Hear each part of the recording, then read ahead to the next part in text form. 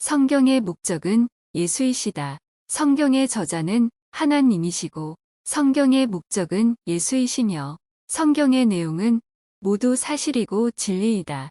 우리는 이 세 가지 사항을 가지고 믿음으로 성경을 읽어야 한다. 하나님은 사람들에게 예수를 주시기 위하여 성경을 기록하셨다. 성경을 사람들이 읽음으로 하나님을 알아 영생을 소유하게 하시기 위하여 신구약 66권의 내용을 성경에 담아 지으셨다. 하나님을 알게 하기 위하여 하나님을 설명하고 있는 내용이 바로 성경이다.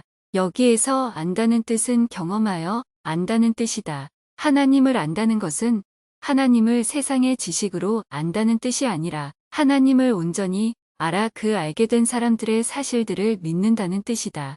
이렇게 하나님을 알고 믿으면 하나님을 소유하게 된다. 곧 예수를 믿음으로 소유한다는 것이다. 하나님을 알고 믿어 소유함이 바로 하나님을 안다는 뜻이다. 이 안다고 하는 뜻은 어떤 남자가 어떤 여자를 안다고 할 때 그 남자는 그 여자를 경험했다는 뜻과 같은 것이다. 이 안다는 것은 단순한 지식으로 아는 것이 아니다. 하나님은 왜 성경을 기록하셨는가? 하나님은 하나님을 사람들에게 알게 하시려고 성경을 기록하셨다. 하나님을 알고 하나님을 소유하게 하심이 성경을 기록한 하나님의 목적이다. 영생은 하나님과 그 아들 예수 그리스도를 아는 것이며 하나님을 알지 못함으로 사람들이 망하는 것이다. 구약 성경은 모두가 나를 여호와인 줄 알리라 를 기록하고 있다. 하나님은 고멜과 같은 인간들을 끝까지 사랑하시려는 것이다. 그 사랑을 알게 하시려고 성경을 기록하였고 그 사랑의 결정체가 예수 그리스도이시며 사람들이 예수 그리스도를 알고 믿음으로 소유하게 하셔서 하나님의 자녀가 되게 하시려고 우주 만물을 창조하시고 성경을 주신 것이다. 신구약 성경은 모두 예수를 기록하고 있다.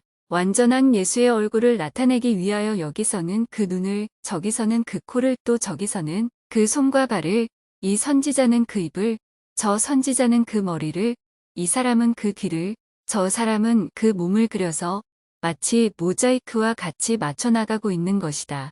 구약의 모든 부분이 선지자들에 의하여 하나하나 조립되어 완전한 예수를 드러내고 있는 것이다. 구약에 기록된 모든 말씀이 선지자들에 의하여 오실 메시아 곧 예수 그리스도를 부분 나타내고 있으며 구약 성경 39권 모두가 예수의 얼굴을 완전히 다 기록하여 내어 놓았을 때 마지막으로 온 선지자 침례요한이 이를 가리키면서 보라 세상 죄를 지고 가는 어린 양이로다라고 외쳐서 예수 그리스도를 이 세상에 드러내어 놓은 것이다. 이로써 선지자는 침례요한으로 끝난 것이다.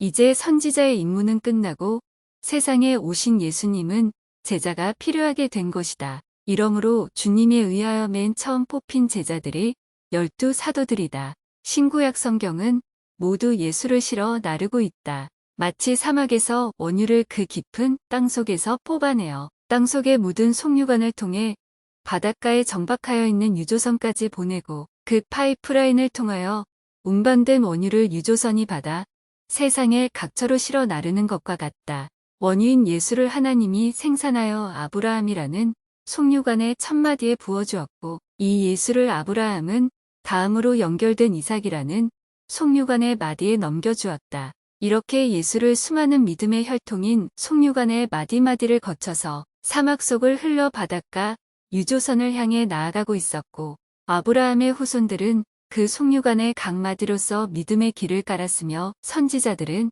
그 중간중간에서 예수가 여기까지 왔다 또는 저기까지 왔다고 예언하였다. 그 원유인 예수가 속유관을 다 지나 요셉과 마리아를 마지막으로 세상에 터져나왔을 때 마지막 선지자 침례요한이 기다리고 있다가 보라 구세주 예수로다 하면서 예수를 나타내었던 것이다. 그러므로 침례요한은 여자가 낳은 자 중에 가장 큰 자가 된 것이다.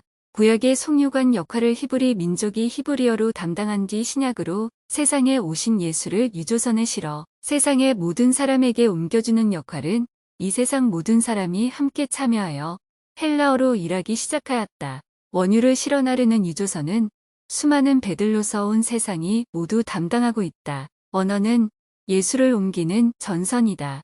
구약에서 예수를 운반한 히브리어는 변하지 않는 전통의 언어요. 신약에서 예수를 전하는 헬라어는 변화무쌍하여 가는 곳마다 그 지역의 사람들에게 맞춰주며 지난 과거는 전혀 관계없이 받기를 원하는 누구에게나 예수를 나눠주는 은혜의 선물이 된 것이다. 구약은 전도 없이 오직 지키는 것이었고 신약은 온 세상에 전파하여 나눠주는 것이다. 구약의 여호와가 신약의 예수로 전통의 히브리어가 변화의 헬라어로 단절의 율법이 모든 사람을 영접하는 은혜의 복음로 하나님은 우리에게 점점 가까이 임마누엘 하시고 있는 것이다. 율법은 지키라 복음은 전파하라. 이것이 구약과 신약이 예수를 조립하여 세상에 드러내고 드러내어진 예수를 온 세상에 전하는 것이 하나님의 경륜인 것이다. 이 일은 하나님이 하나님을 사람에게 주시는 하나님 스스로의 일인 것이다. 성경의 저자는 하나님이시다. 성경의 내용은 우주를 창조하신 하나님이 기록한 진리다. 진리는 변하지 않는다. 이 진리는 세상 지식의 진리와는 전혀 다르다. 우주 안의 세상 지식의 진리는 해 아래의 법칙, 곧 자연법칙이며 순리이지 진리가 아니다. 자연과학은 시간과 공간에 따라 변한다. 진리는 어떠한 경우에도 변하지 않는다. 이 진리가 곧 예수요 성경 말씀이다. 성경 말씀은 영원히 변하지 않는 진리다. 세상 지식의 자연법칙으로는 도무지 이해가 되지 않는다. 합리적인 논리로는 도저히 납득할 수 없다.